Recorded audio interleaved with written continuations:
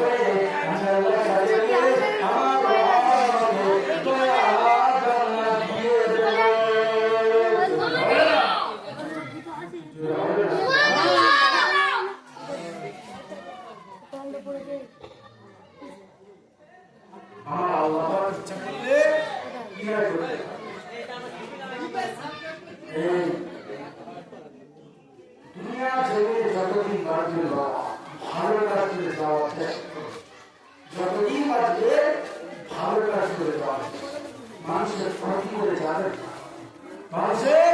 ক্ষতি করে যাবে তোমার হাত দ্বারা জল দ্বারা তোমার কাজ দ্বারা মানুষ যাতে না কষ্ট যতদিন পারবে ভালো ব্যবহার করে ভালো কাজ দুনিয়া থেকে যাবে আল্লাহ বান্দাকে মাফ করে কেন আল্লাহ আমি আল্লাহ বান্দাকে ভালো করে জান্নাত দিব বুঝতে পারছি আজকে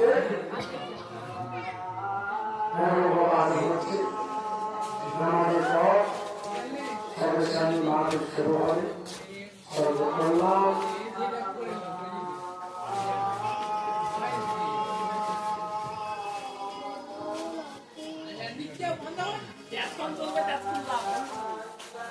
যা কাটতো ওইটাও